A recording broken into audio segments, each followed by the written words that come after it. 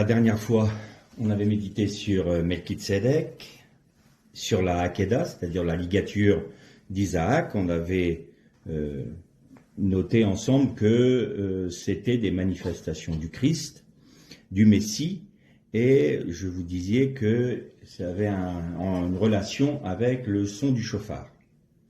Alors aujourd'hui, on va voir un peu plus cette relation qu'il y a avec le chauffard. Je donne juste quelques précisions. Le grand commentateur de la Torah, Rashi, qui vivait au XIe siècle, disait que il y a 10 paroles de création. L'Éternel a utilisé 10 paroles de création tout au long des 6 jours de la création, et il y a eu le commandement du Shabbat. Et il y a également 10 paroles pour vivre dans cette création, qui correspond au décalogue. Et pendant ces 10 paroles de création, enfin du moins pendant ce temps de création, il y a eu plusieurs éléments qui ont été créés, des animaux, l'homme, mais il a découvert, lui, dans la Torah, que le fameux bélier de la Hakeda avait été créé le 6e jour, le même jour que l'homme. Donc, même dans les sources juives, dans les sources du judaïsme et dans la tradition juive, la notion même du Messie existait déjà à la création, sans pour autant passer le pas, parce que, comme on le disait, nous on a déshabillé le Messie, on l'a tellement modifié que les Juifs aujourd'hui ne le reconnaissent plus comme leur Messie. Et donc il nous faut, nous, faire ce pas vers les Juifs pour leur dire, oui, mais on s'est trompé, on vous l'a voilé à vos yeux, on l'a occidentalisé, on l'a paganisé, donc on vous le rend de manière à ce que vous puissiez le rhabiller, vous, de la Torah. C'était tout le thème de notre méditation de la dernière fois, et de manière à ce que les Juifs puissent se dire, ah, effectivement, c'est possible que le Messie que les chrétiens prêchent soit un aspect du Messie d'Israël que nous, peut-être, on n'a pas perçu, et il nous faut avoir cette ouverture d'esprit et cette ouverture de cœur pour savoir de qui il parle. Bien sûr, il est très compliqué pour un juif de faire ce pas-là, dans la mesure où les chrétiens sont devenus leurs pires ennemis. C'est dans le monde occidental, soi-disant chrétien, ou du moins christianisé, où ils ont été le plus persécutés. Donc évidemment, venir aujourd'hui la bouche en cœur devant les Juifs et leur dire « Ah, ben vous inquiétez pas, il n'y a pas de problème, on vous aime, et puis on vous rend le Messie », ils se demandent à quelle sauce on va les manger, ce qui me paraît légitime. 2000 ans d'oppression ne s'effacent pas comme ça en quelques jours.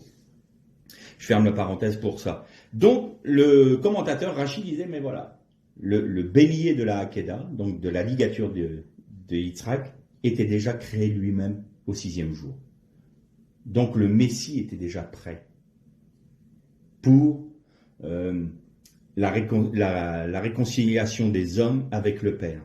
Et on avait noté que dans le texte hébreu de la ligature, il était noté « Abraham, ne porte pas la main sur le jeune homme, parce qu'un autre doit prendre sa place. » Parce qu'un autre doit prendre sa place. Et là, Abraham, levant les yeux, vit le bélier qui remplaçait le sacrifice de son fils et qui préfigurait déjà le sacrifice de Jésus. Et on avait vu ensemble qu'il avait été crucifié à Gilgal Tav Aleph, c'est-à-dire à Golgotha. Je voudrais pour introduire la méditation d'aujourd'hui, qu'on lise juste un petit texte dans le livre de Lévitique, livre du Lévitique au chapitre 23, et on va lire les versets 23 et 24. Et on fera après une deuxième lecture dans le livre de Josué. L'Éternel parla à Moïse et dit, « Parle aux Israélites, dis-leur, le 7e mois, le 1er du mois, vous aurez un jour férié. » Bon, déjà, les traductions. Rappelé par une clameur. C'est une sainte convocation. Alors, on va essayer de débroussailler un peu ce texte, parce que jour férié pour nous, c'est une connotation chic. On ne travaille pas, c'est un jour chômé. Oui, c'est un jour de Shabbat. Mais le texte hébreu est plus précis. Si vous voulez, il est dit, donc le 7e mois, ça c'est bon, 7e mois au premier jour du mois, vous aurez un jour de Shabbaton. C'est de grands Shabbats. Il faut savoir que ça correspond à Rosh Hashanah, c'est-à-dire la tête de l'année. Donc vous aurez un jour de grand Shabbat. Et il sera pour vous un souvenir, Sikron, en hébreu. Donc vous avez Shabbaton, Sikron, un jour de souvenir, et qu'il sera rappelé par la teroua d'un chauffard, c'est-à-dire par le son éclatant du chauffard. Ce sera pour vous une sainte convocation, c'est-à-dire, en hébreu, c'est Mikra Kadosh, c'est-à-dire une sainte convocation. Donc vous voyez que déjà là, on n'est pas dans le jour férié, c'est un grand jour de Shabbat qui sera rappelé un souvenir, qui sera un souvenir de la teroua, de la clameur du chauffard. Et ce sera pour vous une Mikra Kodesh, c'est-à-dire une sainte convocation. Qu'est-ce qu'on peut tirer comme enseignement de ce texte? Déjà, c'est le premier jour de l'année pour les Hébreux. Et donc, il y a le son du chauffard qui retentit. Et avant de poursuivre, je voudrais vous rappeler que dans le livre de la Genèse, donc dans Bereshit, il y a un moment, le premier mot où que Dieu prononce, parce que Dieu créa les cieux et la terre, mais on n'entend pas l'ordre de créer les cieux et la terre. C'est Bereshit bara Elohim et Hashamayim ve'et haaretz, c'est-à-dire au commencement Dieu créa les cieux et la terre. Voici, la terre était informée vide, ce n'était que le tohu vavohu. Bon, vous connaissez ce texte-là. Et ensuite, il y a la première parole, c'est Vaïkra. Vaïkra, c'est Dieu cria, Dieu s'exclama, Dieu fit entendre une clameur. Et donc, cette parole, c'est Vaïkra Elohim Ior Vaïor, c'est-à-dire, et l'Éternel cria que la lumière soit et la lumière fut. Et donc, je ne reviens pas sur les méditations qu'on a eues ensemble sur la lumière du jour 1. On sait que c'est Christ. C'est la lumière du Christ, la lumière du Messie qui est introduit dans la création à ce moment-là par le cri, la clameur de Dieu. Mais on pourrait dire par la teroua de Dieu, par la clameur du chauffard de Dieu à ce moment-là. On peut très bien dire que Dieu fait sonner le son du chauffard à partir de ce moment-là dans la création physique. La création des cieux d'en haut, c'est autre chose. Mais là, il y a une clameur qui est prononcée. Parce que d'habitude, quand Dieu dit, c'est Vayomer. Vayomer Elohim. C'est Dieu dit. Mais dans ce texte-là, c'est Vaïkra. Dieu s'exclama, Dieu cria, Dieu lança une clameur. Et ce Vaïkra a exactement la même racine que Mikra Kodesh, c'est-à-dire sainte convocation. Le bruit du chauffard, le son du chauffard de la création est une sainte convocation pour ceux qui l'entendent. En clair, quand on lit le texte du Lévitique, ce sera pour vous un grand Shabbat. Pourquoi? Vous êtes dans le repos de Dieu à partir du moment où vous êtes à l'unisson avec le son du chauffard. C'est pour vous une sainte convocation. Dieu appelle déjà sa création à le reconnaître dès le commencement, à reconnaître quelle est la lumière de la création, quelle est la lumière du Messie.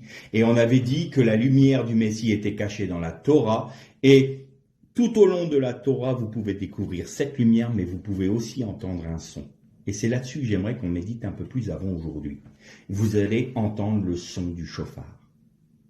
Il y a un son qui est depuis le commencement. Et d'ailleurs, si vous prenez étymologiquement le mot Bereshit, c'est-à-dire Genèse au commencement, il faudrait traduire dans le principe de création, Dieu créa les cieux et la terre. Dans un principe de création. Ça veut dire quoi? Ça veut dire que nous sommes encore aujourd'hui en création. C'est pas fini. Alors, pour que on comprenne bien ce que je dis, gardez quand même à la mémoire que là, on a parlé du Messie à travers Melchizedek, on a parlé du Messie à travers la Hakeda. On parle encore là du Messie. Parce que c'est la lumière du Messie, c'est au moment où la lumière du Messie est venue dans ce monde que le son du chauffard de Dieu, la clameur de Dieu s'est exprimée. Et maintenant, pour poursuivre, on va lire un autre texte dans le livre de Josué, au chapitre 6,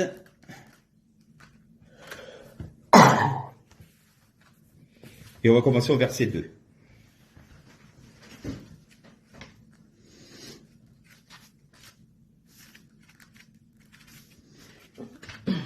L'Éternel dit à Josué, « Vois, je livre entre tes mains Jéricho et son roi, les vaillants guerriers. Vous ferez le tour de la ville, tous les hommes de guerre. Vous tournerez autour de la ville une fois. Tu feras ainsi pendant 6 jours. 7 sacrificateurs porteront 7 corps de bélier, de chauffard, devant l'arche. Le 7e jour, vous ferez 7 fois le tour de la ville et les sacrificateurs sonneront du chauffard. Quand on fera retentir la corne de bélier, quand vous entendrez le son du corps, tout le peuple poussera une grande clameur. Alors le rempart de la ville s'écroulera sur lui-même, et le peuple montera chacun devant soi. Josué, fils de Nun, appela les sacrificateurs et leur dit, portez l'arche de l'alliance, et que 7 sacrificateurs portent 7 corps de bélier devant l'arche de l'Éternel. Puis dit au peuple, passez, faites le tour de la ville, et que l'avant-garde passe devant l'arche de l'Éternel. Il en fut comme Josué l'avait dit au peuple. Les sacrificateurs qui portaient les 7 corps de bélier devant l'Éternel passèrent et sonnèrent du corps. L'arche d'alliance de l'Éternel les suivait. L'avant-garde marchait devant les sacrificateurs qui sonnaient du corps, et l'arrière-garde suivait l'arche. On marchait au son du corps. Josué avait donné cet ordre au peuple. Vous ne crierez pas. Vous ne ferez pas entendre votre voix, il ne sortira pas une parole de votre bouche jusqu'au jour où je vous dirai « Poussez des clameurs », alors vous pousserez des clameurs. L'arche de l'Éternel fit le tour de la ville, elle tourna une fois, puis ils entrèrent au camp et y passèrent la nuit. Josué se leva de bon matin et les sacrificateurs portèrent l'arche de l'Éternel. Les 7 sacrificateurs qui portaient les 7 corps de bélier devant l'arche de l'Éternel se remirent en marche et sonnèrent du corps. L'avant-garde les précédait et l'arrière-garde suivait l'arche de l'Éternel. On marchait au son du corps. Et pour finir, on va lire au verset 16. Alors, à la 7e fois, les sacrificateurs sonnèrent du corps et Josué dit au peuple, poussez une clameur, car l'Éternel vous a donné la ville. On arrêtera là notre lecture. Bon, tout le monde connaît ce passage-là. Ah, Jéricho, quel beau mythe, hein, les Hébreux qui font le tour 7 fois de la ville pendant 6 jours, et puis le 7e jour, ils font 7 fois d'affilée le tour, et ils sonnent dans les cornes de bélier, dans les chauffards, et les murailles s'effondrent. Comme c'est beau, quelle belle histoire. Je rappelle juste une chose, Melchizedek, Meler, le roi, et le tzaddik, le juste, c'est-à-dire qu'aujourd'hui, dans la dispensation dans laquelle nous sommes aujourd'hui, là, en 2022, le tzaddik est venu pour donner sa vie. Le Messie, fils de Joseph, est venu pour souffrir et pour porter sur lui le péché. Nos péchés, notre malédiction. On a vu ça avec le changement de sacerdoce. On a vu ça avec l'épine, la couronne d'épines sur la tête de Jésus. Et là, il nous est parlé de l'avènement du fils de David. Alors, vous allez peut-être me dire, mais là, on est en train de parler de Jéricho. Jésus n'était même pas encore né à ce moment-là, puisque c'était Josué. Quand je vous dis qu'il ne faut pas lire la Torah dans une dimension temporelle, mais il faut toujours se projeter dans la dimension à laquelle elle a été écrite, c'est-à-dire dans l'éternité, eh bien, on va regarder ensemble ce qu'est véritablement Jéricho. Alors déjà, Jéricho se dit en hébreu Yericho. Et Yericho vient d'une racine, excusez-moi, voilà, qui est Yerer. Et Yerer, c'est la lune. Et pourquoi est-ce que Jéricho portait le nom de la lune? Pour une simple et bonne raison, il y avait un temple dédié à la lune en son sein. Or, quel était le dieu de la lune dans cette contrée-là? C'était le dieu Sin. Et le dieu Sin était un dieu babylonien. Et il était le fils de Enlil, le dieu Enlil. Donc vous avez le père, le fils, et vous avez Ishtar. Et Ishtar, c'est qui? C'est la reine du ciel. Nous retrouvons ce même format de culte également dans l'Égypte ancienne, avec Apis et la mère d'Apis qui est la mère de Dieu. On en a parlé déjà de ça. En clair, les Cananéens de l'époque étaient des Babyloniens qui étaient venus sur cette terre-là et ils continuaient le culte babylonien. Or, on ne peut comprendre le passage où Dieu demande à Josué de mettre toute la ville par interdit que dans cette relation avec Babylone. Autrement, c'est une guerre, on est en train d'envahir un pays, on va détruire une ville, on va la prendre, on va l'assiéger, on va la détruire, on va tuer tout le monde, on va prendre la place, c'est l'histoire de l'humanité. Non. Ça oui, ça c'est le pshat, c'est l'histoire de l'humanité, c'est la base, mais la réalité spirituelle est bien plus profonde que ça. Yericho est la ville de la lune, est la ville de l'astre de la nuit. Elle est la ville qui typifie dans cet endroit-là de la terre le culte babylonien et donc Babel. Et nous pouvons faire un parallèle entre Jéricho et Babylone. Et vous avez remarqué que l'Éternel dit « Je te livre la ville et son roi. » La ville et son roi. Alors comment est-ce que vous allez faire? Eh bien vous allez, maintenant, on va repartir sur la notion de la création. Vous allez faire retentir le chauffard en tournant autour de la ville. Et je voudrais maintenant qu'on paraphrase ensemble. C'est Dieu qui fait retentir le son du corps, le son du chauffard, autour des civilisations humaines aujourd'hui, de la grande Babylone, autour des 4 empires. Et on va arriver au bout du 6e millénaire, là. Dans le calendrier juif, nous sommes en 5783. Si j'osais le dire, on est à la fin du 6e tour.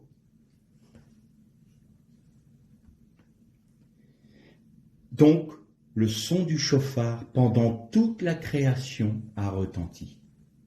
Toute la création, il retentit. Depuis l'origine de l'humanité, tout comme les Hébreux faisaient le tour de Jéricho, depuis le début de l'humanité, le son du chauffard tourne autour des civilisations que les hommes ont mis en place. Et vous avez remarqué que le peuple de Dieu marchait comment? Au son du chauffard. Il marchait au son du chauffard. Et le chauffard, il annonce quoi? Il annonce l'Éternel est Dieu. L'Éternel est le Créateur. L'Éternel envoie son Messie. Et qu'est-ce que disait Jésus? Au son d'une trompette, l'époux revient. Le chauffard retentit en disant, l'époux revient. Le Mashiach ben David arrive pour prendre son règne. C'est le son du chauffard qui continue à retentir. Il sera pour vous un souvenir, le souvenir de la teroua, c'est-à-dire du son éclatant du chauffard. Et ce qui est impressionnant, c'est que Josué donne un ordre au peuple de Dieu. Vous ne direz pas une parole, vous ne ferez pas un bruit, pas un mot ne doit sortir de votre bouche. Ça, j'ai trouvé très intéressant, parce que c'est comme si le Seigneur nous disait, faites silence maintenant, devant l'Éternel. Parce que l'œuvre qui est en train de s'accomplir à Yéricho n'est pas une œuvre humaine. Faites silence devant la vision de Babylone la Grande qui est en train de finir de s'édifier. Faites silence. Ne vous alarmez pas. Ne portez pas sur elle un regard effrayé. Pourquoi ? Parce que j'ai promis à Yehoshua de lui livrer la ville. C'est Yehoshua. Juste une petite digression. Vous savez qu'il ne s'appelait pas Josué tout le temps ? Josué, que l'on connaît tous de Josué, là, il ne s'appelait pas Josué. Il s'appelait Enua, Ounéa plutôt. Et dans le livre des Nombres, chapitre 13, je crois, il y a juste une petite insert qui dit « Et Moïse nomma Ouéa du nom de Yehoshua ». Au moment où il prend l'autorité sur son peuple, le peuple d'Israël, il devient Yehoshua, Dieu sauve. Et c'est Yehoshua à qui l'Éternel dit, je te livre, Yéricho, et son roi. En d'autres termes, l'Éternel dit à Jésus, à Yeshua, je t'ai livré l'Antichrist et son empire, Babylone la Grande et l'homme impie. Et je te le livre parce que c'est toi qui vas régner. Et donc vous devez faire le tour de la ville en poussant la teroua du chauffard, en sonnant la teroua du chauffard. Vous le faites une fois qui correspond à un millénaire. Et vous le faites une deuxième fois, deuxième millénaire. Et vous faites une troisième fois, troisième millénaire, et ainsi de suite. Le septième jour, c'est le jour du Shabbaton, grand Shabbat. La Géoula chez les Hébreux, chez les Juifs, la grande délivrance. Pourquoi ? Vous avez noté une chose ? Livre de l'Apocalypse, chapitre 11, je ne sais plus quel verset, il sonne la 7e trompette, l'ange. La 7e trompette, le 7e chauffard. Et une fois que l'ange a sonné le 7e chauffard, qu'est-ce qu'il dit, l'ange, avec Jean ? Voici, le royaume a été donné au Fils de Dieu. Ça y est, c'est le règne du Christ. Et son règne n'aura jamais de fin.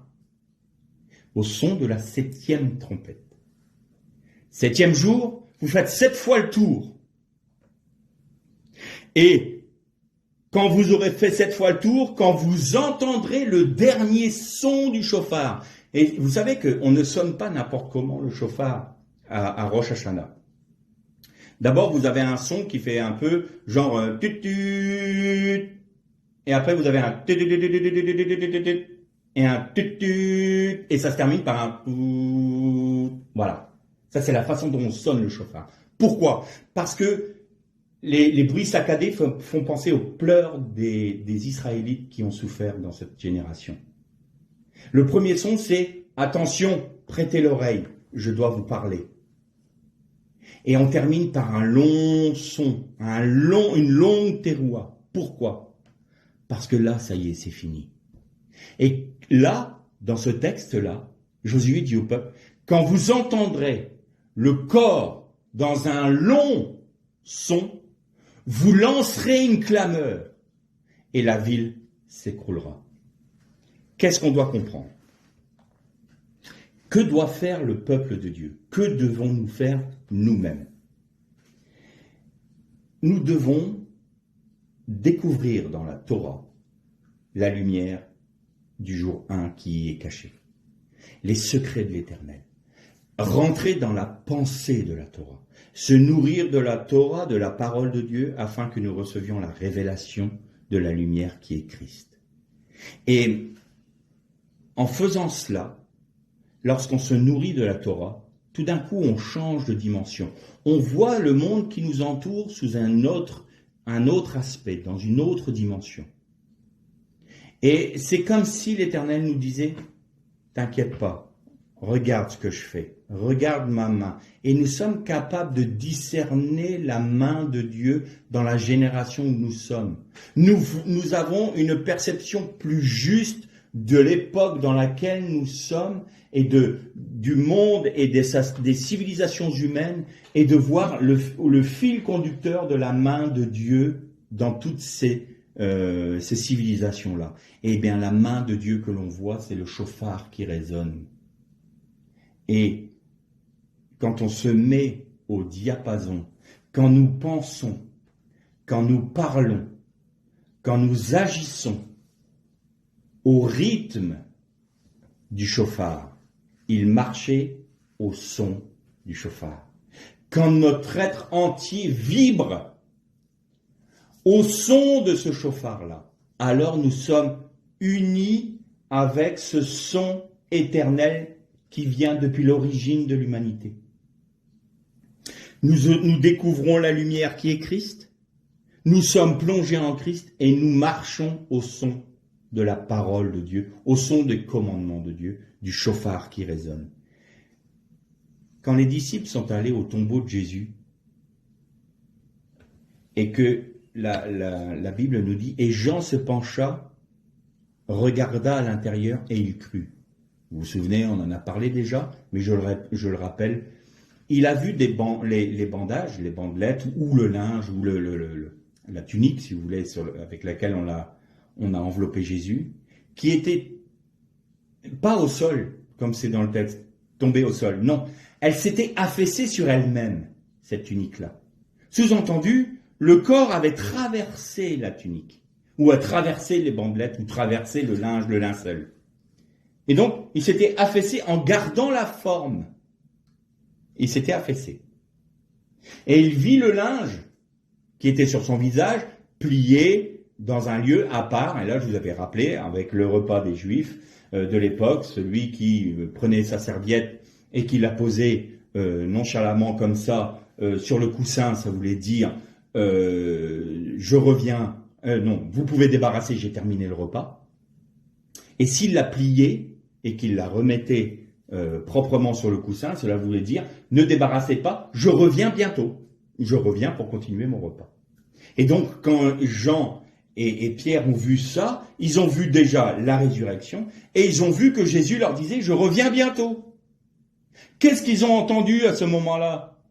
Quelqu'un est venu les voir pour leur dire « Ah, au fait, il est vivant, c'est sûr ». Non, ils ont tout d'un coup découvert que toute la parole était la vérité. Ils ont compris que la lumière du Christ était là, ressuscitée, et donc ils s'exclamaient avec le son du chauffard, il est ressuscité. Il est ressuscité. Ils ont marché, ils ont réfléchi, ils ont parlé à l'unisson avec la terroir du chauffard, avec le son du chauffard, qui retentit depuis Vaïkra Elohim I Or Vaï Or. Et l'Éternel s'écria que la lumière soit, la lumière fut. C'est ce son-là. Et quand le septième corps va retentir pour la grande Babylone, elle va s'effondrer. Et l'Apocalypse nous dit même, en 1 heure, tout son système va s'effondrer. Système économique, système politique, système militaire, tout va s'effondrer.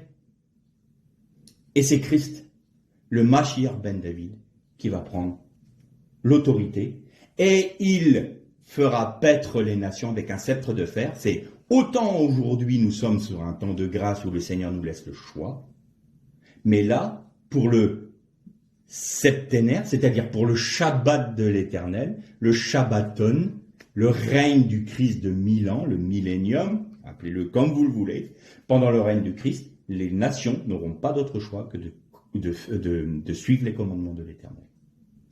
Pendant 6000 ans, ils ont pu faire ce qu'ils voulaient. Le système qu'ils ont voulu, et on voit les résultats aujourd'hui. Souffrance, guerre, dépression, la foi qui s'en va, enlever l'espérance aux hommes, c'est le plus fort qui doit régner, il peut écraser le plus petit. Alors on nous fait croire que nous sommes en démocratie. La démocratie, c'est le peuple qui dirige. Il y a quelqu'un que je connais, un rabbin que je connais, il a dit, la démocratie, vous savez ce que c'est?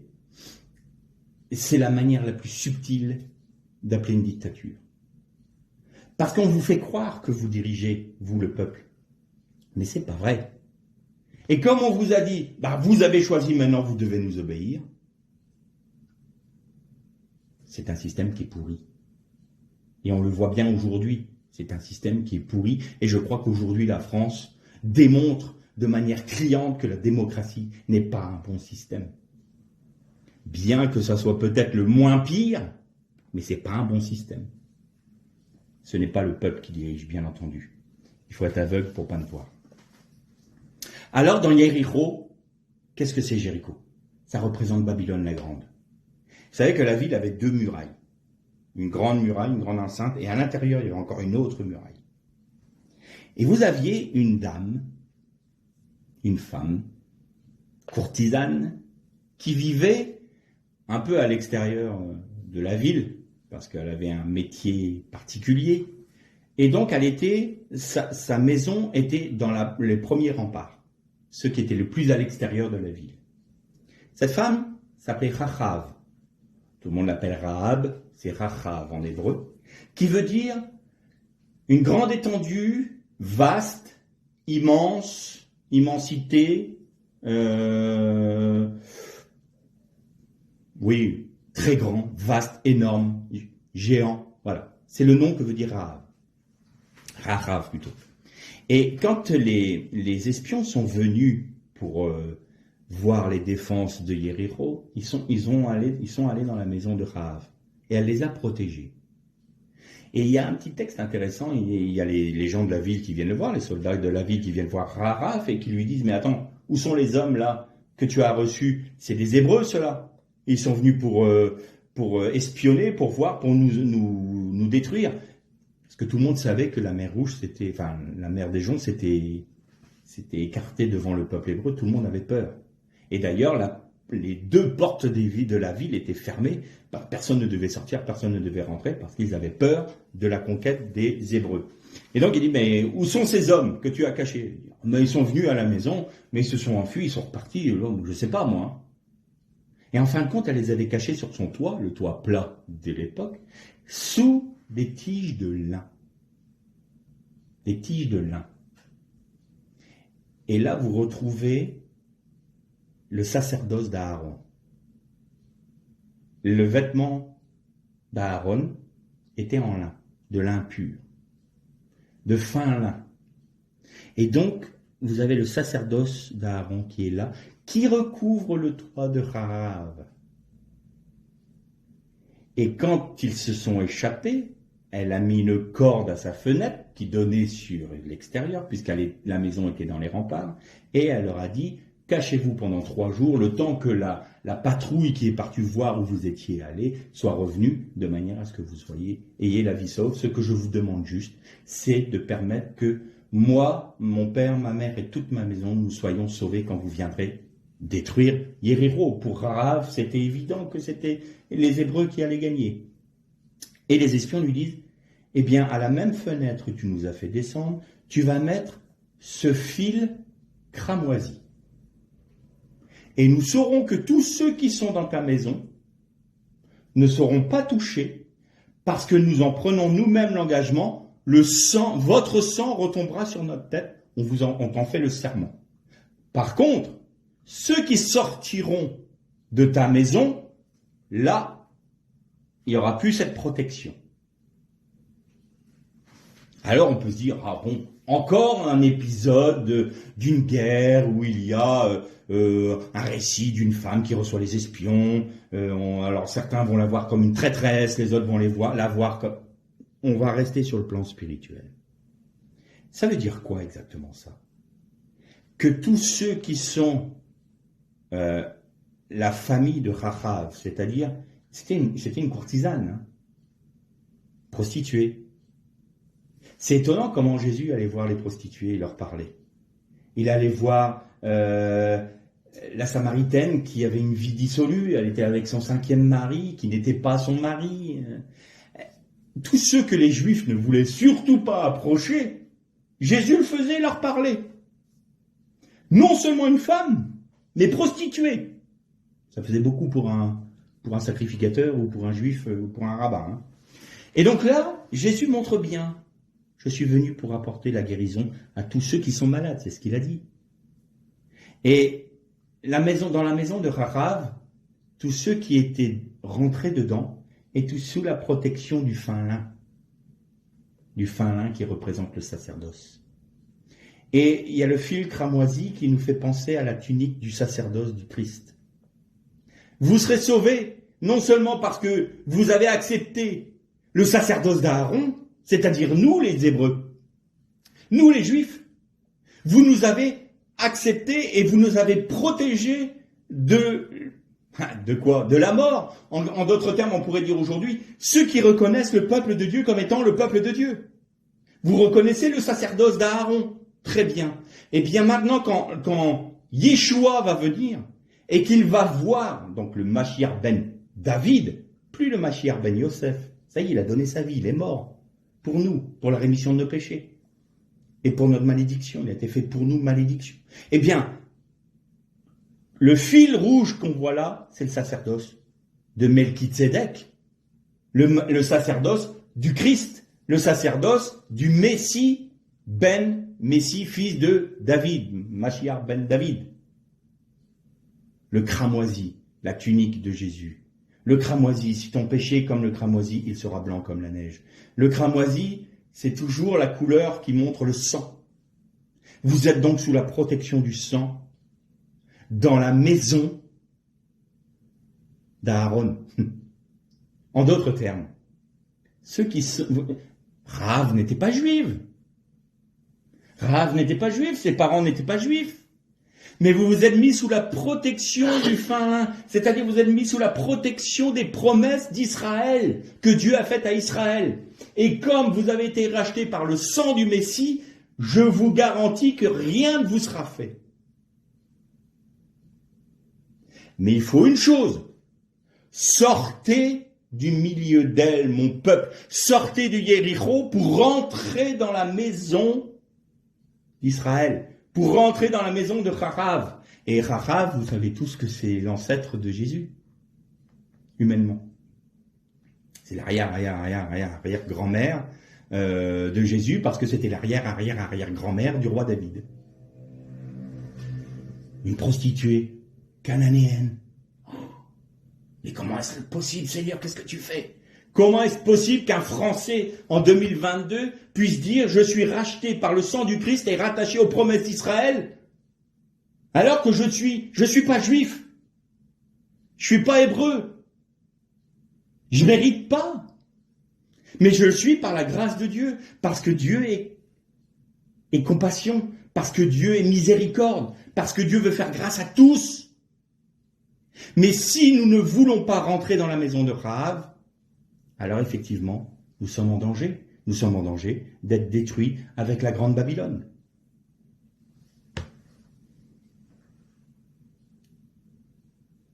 Alors au terme de ces méditations sur Melchizedek, je voudrais qu'on s'exhorte ensemble à rechercher la lumière du Christ, à rechercher la lumière de Jésus dans la Torah, à méditer la parole. Parce que nous allons entendre la voix de Dieu, nous allons entendre la Vayikra, la clameur de Dieu. Nous allons entendre le shofar. Et alors, au moment où Jésus va revenir, pour l'instant, c'est un temps où nous sommes obligés de faire silence, parce que c'est le temps des nations. Aujourd'hui, nous ne sommes pas la voix qui porte.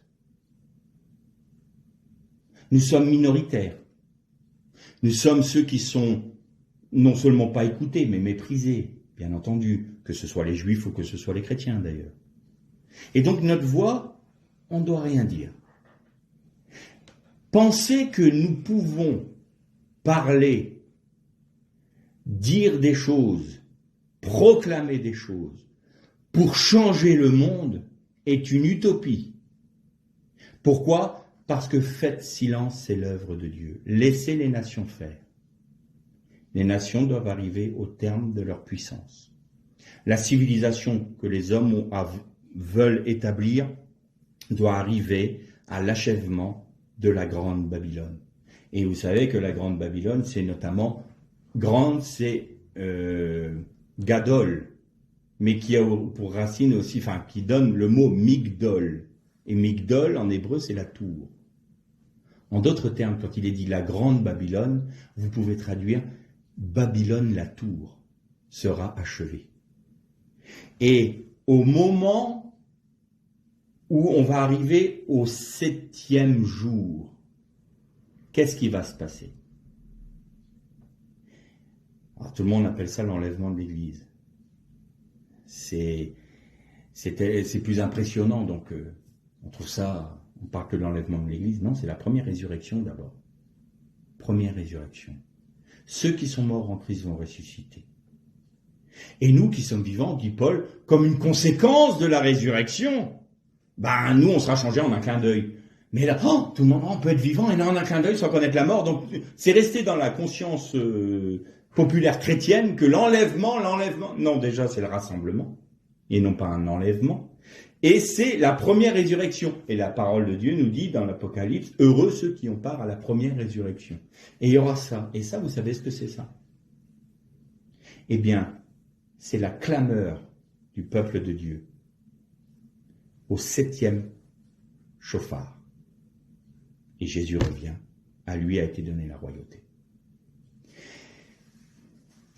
Comment se souvenir du chauffard? Comment l'écoute du chauffard se fait? Alors déjà, en obéissant à la parole de Dieu, bien entendu, en écoutant la voix de l'Éternel par son esprit, mais à chaque fois que l'on prend le Saint Repas.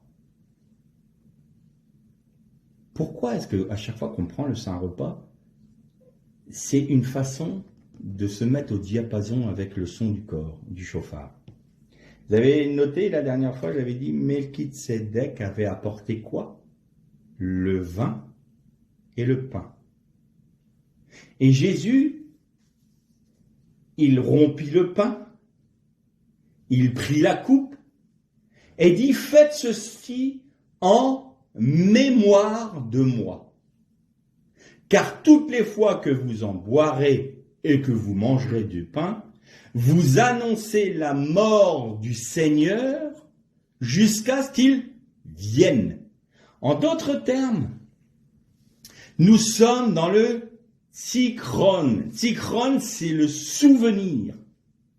Faites ceci en mémoire de moi. Et Melchizedek, qui est l'image, une typologie du Christ, apportait le pain et le vin, parce qu'à chaque fois que vous mangez le pain, que vous buvez le vin, vous annoncez la mort du Seigneur. Alors là, avec Abraham, il annonçait la mort à venir du Seigneur jusqu'à ce qu'il revienne encore plus loin. Mais nous, aujourd'hui, 2000 ans après la mort du Christ sur la croix, nous annonçons la mort qui est déjà faite jusqu'à ce qu'il revienne établir son royaume. Et donc ça, c'est quoi? Ça, c'est le son du chauffard. C'est le son du chauffard qui pousse sa terroie, sa clameur depuis l'origine, en passant par Melchizedek, en passant par la Hakeda, en passant par Yéricho, en passant par le Golgotha, en passant par la vie de l'Église, en passant par les civilisations humaines, jusqu'au moment où Christ va venir régner. Et là, ce sera un règne de 1000 ans, où le nourrisson pourra mettre la main dans le nid de l'aspi sans crainte de se faire mordre. L'agneau mangera avec le lion. La paix sera sur la terre. Les armes seront changées en instruments de culture. Ça sera fini les guerres. J'ai envie de vous dire, en petite parenthèse, vous inquiétez pas de la guerre atomique. Inquiétez pas. Le Seigneur va venir régner. N'inquiétez pas. Toutes ces armes-là, un jour, seront disparues. Parce que Christ régnera. Et nous, le peuple, aujourd'hui, nous devons faire silence devant l'Éternel. Taisons-nous devant lui. Discernons sa pensée. Cherchons qui il est dans la parole. Discernons son œuvre. Voyons, reconnaissons sa main. Et reconnaître sa main dans toutes nos voies, c'est reconnaître le son du chauffard qui est en train de faire son œuvre. Dieu est aux commandes de toutes choses. Il dirige toutes choses. On a le sentiment qu'aujourd'hui, le christianisme va s'effondrer, que Dieu a quitté la terre et qu'il n'y a plus rien. Ce n'est pas vrai. Dieu est aux commandes de toutes choses. Ce que Poutine décide, ce que Macron décide, ce que Biden décide, tout ça, rien n'est fait sans que Dieu ne limite ou ne permette. Il n'y a rien qu'il ne puisse faire sans que Dieu l'autorise. Alors nous qui sommes enfants de Dieu, qui sommes au bénéfice de ce fil rouge qui pendait, ce fil cramoisi qui pendait dans la maison de Rahab, eh bien restons dans la maison de Rahab. Je fais une petite parenthèse intéressante. Ils ont fait 7 fois le tour de la ville et il y a eu le son au long du chauffard et les murailles s'effondrèrent. Vous avez noté que la maison de Rahab était dans la muraille. C'est la seule qui est restée debout.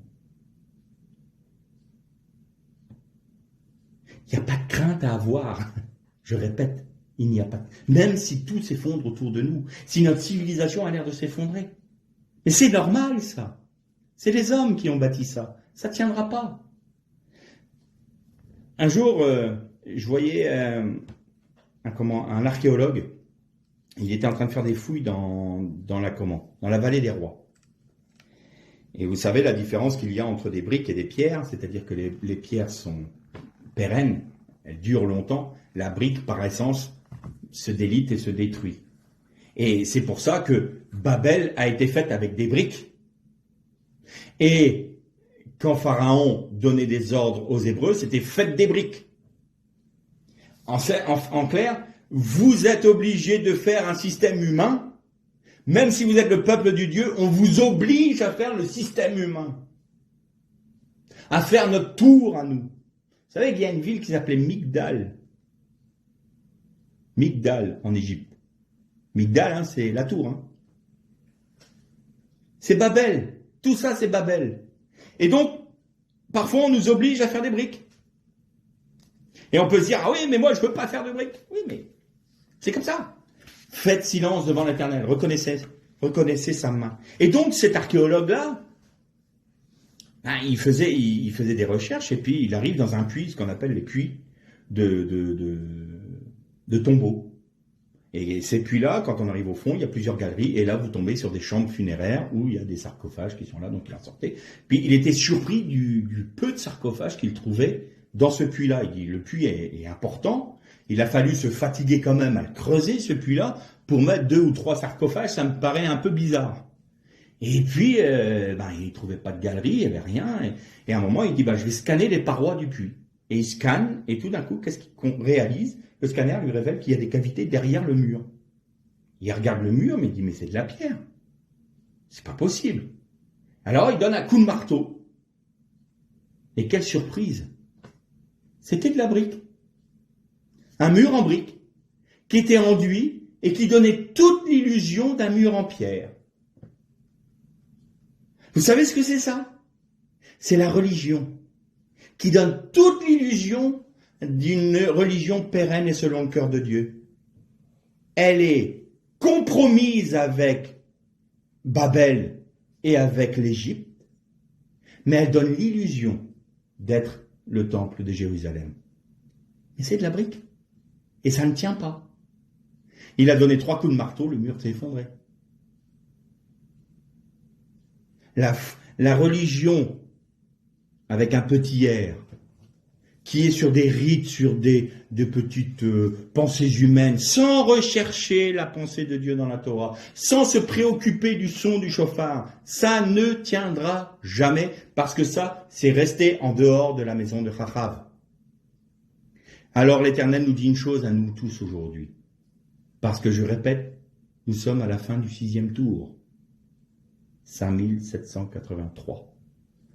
Et l'Éternel dit, sortez de Babel, sortez du milieu d'elle, mon peuple, rentrez dans Rachav, reconnaissez le sacerdoce d'Israël, reconnaissez le peuple d'Israël, reconnaissez que c'est le peuple que j'ai choisi, et mettez-vous au bénéfice d'Israël, parce que les promesses sont à Israël et à personne d'autre. Mais en Jésus-Christ, vous avez la grâce de faire partie du peuple d'Israël. Alors, aujourd'hui, sortez du système religieux qui fait penser que c'est le temple de l'Éternel, alors que ce n'est que des briques qui sont en train de former la tour de Babel. Sortez de ce système-là pour rentrer dans la pensée de Dieu. Ayez le courage de dire, peut-être que tout ce qu'on m'a enseigné, tout ce qu'on m'a appris, c'est pas forcément vrai. La vérité est dans la parole de Dieu. Je veux chercher la pensée de Dieu. Alors ça fait un effort. Oui, il faut faire un effort, mais pas un effort physique, mais un effort psychologique, parce qu'il faut se dire, je suis prêt à démolir les monuments de pensée que j'ai depuis peut-être que je suis tout petit, pour me dire, mais ce n'est pas la vérité, ce qui est la vérité, c'est ce qui contient la parole de Dieu. Seigneur, révèle-toi à moi, qui es-tu toi? Pas ce que j'ai entendu dire de toi, qui es-tu toi? Et alors je vais sortir d'un système qui me présente une religion clé en main, mais qui est issue de la pensée des hommes, et qui va surtout pas perturber Babylone. Parce que si vous perturbez Babylone vous mord. Alors oui, il y a un choix à faire. Oui, le monde a de la haine pour nous. Quand le monde commence à trop nous aimer, c'est qu'on a un problème. Il avait de la haine pour Jésus. Jésus a dit, le monde a de la haine pour moi, il aura de la haine pour vous. Si le monde nous aime, on a un problème. Sortez du milieu d'elle, mon peuple. Sortez d'un système religieux qui est issu de la pensée de l'homme. Reconnaissez le peuple de Dieu tel qu'il est. Et alors quand vous prenez le Saint Repas, quand vous prenez la Sainte Seine, vous êtes en train de chanter, vibrer au son de la sainte convocation qui est la teroua du chauffard, c'est-à-dire de la Mikra Kodesh. C'est une sainte convocation. Le repas du Seigneur est une sainte convocation. Et c'est que la lumière soit et la lumière fût. J'entends le son du chauffard. Je me mets au diapason du son du chauffard parce que je veux discerner la lumière de Dieu et je veux marcher au son de la pensée de Dieu. Je veux faire la volonté de Dieu telle qu'il la veut lui. Alors, je suis gardé dans la maison de Rachav. Je n'aurai pas part au jugement de la grande Babylone. Et non seulement ça, mais j'aurai part à la première résurrection. Et celui qui vaincra, nous dit la Bible, régnera avec Christ. Il sera pour moi, les vainqueurs seront pour moi un peuple de sacrificateurs. Ça vous rappelle pas une parole de Dieu, ça?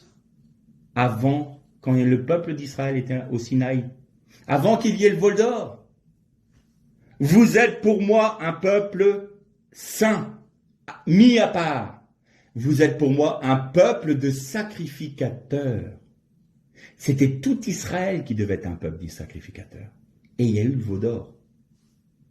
Et donc le sacerdoce a été donné qu'à une seule tribu, Lévi. Les 11 autres ont perdu leur part. Ils n'ont pas eu le sacerdoce divin. Et là, en acceptant de reconnaître la lumière du Messie, en acceptant de marcher au son du chauffard, alors nous sommes rendus vainqueurs par le plus que vainqueur qu'est Jésus-Christ. Nous nous soumettons à lui, acceptant le prix à payer, en étant victorieux, nous sommes ressuscités avec lui. Nous aurons part à la première résurrection et nous régnerons avec lui. Mais ceux qui veulent pas, ceux qui n'acceptent pas et qui veulent que le salut, Alors, vous allez me dire, mais attends, ceux qui n'ont que le salut, qu'est-ce que c'est? Eh bien, même l'histoire d'Israël nous en parle. Le salut, c'est la traversée de la mer des joncs. Tous ont été sauvés d'Égypte. Tout le peuple a été sauvé d'Égypte, mais tout le peuple n'est pas rentré dans le pays de Canaan. Tout le peuple n'est pas rentré dans la terre promise. Ceux qui sont morts dans le désert par leur désobéissance, ceux qui sont morts dans le désert par leur murmure permanent, ne sont pas rentrés dans la promesse de Dieu. Ils n'ont pas régné en Israël. Pourquoi? Parce qu'ils n'ont accepté que d'être sauvés de l'Égypte. C'est la raison pour laquelle Paul disait, pour lui, il sera sauvé, oui, mais comme à travers du feu, toutes ses œuvres, il va perdre sa récompense. Toutes ses œuvres vont brûler comme le feu. Le salut est une chose, le salut ne peut pas se gagner. Le salut, c'est un don gratuit de Dieu. Nous l'acceptons ou nous ne l'acceptons pas. Mais ensuite, il faut passer le Jourdain. Qu'est-ce que c'est le Jourdain? C'est Galgalta. C'est-à-dire que j'accepte volontairement de porter ma croix. J'accepte volontairement de mourir à moi-même. C'est moi qui décide, là. C'est ma part de l'alliance. L'alliance que Dieu a faite avec Abraham, c'était les animaux coupés en deux et le feu de l'Éternel passe entre les deux, mais Abraham a dû accepter la circoncision. Et nous, aujourd'hui, pour accepter la circoncision de cœur, nous devons accepter Gilgal, nous devons accepter la croix, nous devons accepter de mourir à nous-mêmes. En mourant à nous-mêmes, nous sommes plus que vainqueurs en Jésus-Christ. Alors, nous régnerons avec lui. Les autres n'auront pas forcément part à la première résurrection, non? Ils ne régneront pas avec Christ. Seront sauvés, oui, la Bible dit. C'est clair, c'est limpide. Pour lui, il sera sauvé, mais comme à travers du feu, comme à travers l'épreuve. Il va traverser l'épreuve. Sauvé, oui, mais traverser l'épreuve. Et il va se retrouver nu. Toutes ses œuvres, non. Mais moi, j'ai pensé que la religion, c'était ça. J'ai fait mes petits cultes, j'ai fait mes petits moments de prière, j'ai lu ma Bible, mais je comprends pas, mais je t'ai jamais connu, dit Jésus. Est-ce que tu t'es préoccupé de me découvrir dans la Torah? Est-ce que tu t'es préoccupé de chercher ma pensée? Est-ce que tu as voulu discerner le son du chauffard? Excusez-moi. Le son du chauffard. Ben non, mais j'ai prié, mais j'ai prophétisé, mais j'ai même guéri des malades en ton nom. Oui, mais tu m'as pas connu. Tu n'as pas cherché à me connaître. Alors aujourd'hui, je suis désolé, tu peux pas régner avec moi. Tu peux pas régner avec moi. Éloigne-toi de moi, je te connais pas. Mais c'est pas juste, Seigneur. Mais oui, mais pendant tout ce temps de grâce que tu as entendu des serviteurs de Dieu, des frères et des sœurs qui te disaient « Meurs à toi-même, mais non, on peut faire un mélange avec le monde, t'inquiète pas. Oh, puis moi, je préfère être tranquille dans mon petit coin, j'ai pas envie que le monde me fasse des problèmes, que les autorités me persécutent. Non, mais j'ai ma petite foi. Moi, je suis dans mon petit coin tranquille, je suis... Non, rien d'autre. Oui, mais le Seigneur veut que tu... Non, le Seigneur me demande rien. Déjà, j'ai accepté son sacrifice. C'est déjà beaucoup. Hein. Comme si on faisait un énorme sacrifice en acceptant le cadeau gratuit de Dieu. En Jésus-Christ. On fait rien. On fait juste de dire oui, j'accepte. C'est quand même pas compliqué. Quand on m'offre un cadeau, j'ai pas eu le sentiment d'avoir déboursé de l'argent et j'ai pas eu le sentiment d'avoir non plus, fait un effort pour prendre le cadeau. On me le donne, en plus on me l'apporte, on me le donne dans les mains. Qu'est-ce qu'il faut de plus? Rien. Par contre, après, qu'est-ce qu'on fait, Seigneur? Ce cadeau immense que tu m'as donné. Eh bien, moi, je veux t'aimer en retour. Qu'est-ce que je dois faire? Tu dois perdre ta vie, mon enfant. Accepte de perdre ta vie. C'est ce que je te demande. Parce que là, si tu acceptes ça, tu vas régner avec moi. Tu seras un disciple. Talmudim. Talmud, qui donne étude, étudiant de la Torah. Ça a donné le mot disciple en latin et en grec. Mais ça vient d'un mot hébreu, Talmudim, qui a donné Talmud, l'étude de la Torah. Petite parenthèse. Et donc tu seras mon disciple. Si tu te charges chaque jour de ta croix. Parce que si tu te charges chaque jour de ta croix, tu es à Gilgal, marqué par le sceau de l'Éternel. Tu as la marque de l'Éternel sur toi. Et la marque de la bête ne peut pas être sur ton front, ni sur ta main. Tu es protégé. Même si les murailles vont s'effondrer, tu es dans la maison de Rachav. Aucune crainte pour toi. Mais tu as un choix. On a un choix aujourd'hui. Et je répète une dernière fois pour cette méditation, nous sommes à la fin du 6e tour. Et aujourd'hui est un jour de grâce, mais l'Éternel nous dit, sortez du milieu d'elle, mon peuple, je reviens bientôt. Et l'Esprit et l'Épouse disent, viens. Tout le monde dit, le Seigneur est à la porte. Pourquoi les gens qui ont un peu de discernement peuvent dire, le Seigneur est à la porte? Parce qu'ils perçoivent le son du chauffard. Mais encore faut-il marcher au son du chauffard. Encore faut-il marcher au son du chauffard. Il suffit pas d'entendre le chauffard et dire « Ah oui, il y a le chauffard, le Seigneur revient. » Bon, qu'est-ce qu'on fait aujourd'hui? Alors l'Église va faire... Non, Seigneur, tu reviens. Quelle est ta pensée? Que veux-tu que je fasse? Quoi? Conduis-moi, dirige-moi, dis-moi. Seigneur, je ne veux rien faire par moi-même. Je veux tout faire selon ton cœur, selon ta volonté. Là, oui. Là, on se met au diapason du chauffard. Et on se tait jusqu'au moment où le Seigneur va dire « Maintenant, vous criez. » Maintenant, c'est la clameur. Parce que maintenant, c'est l'heure du règne. Lech le shalom.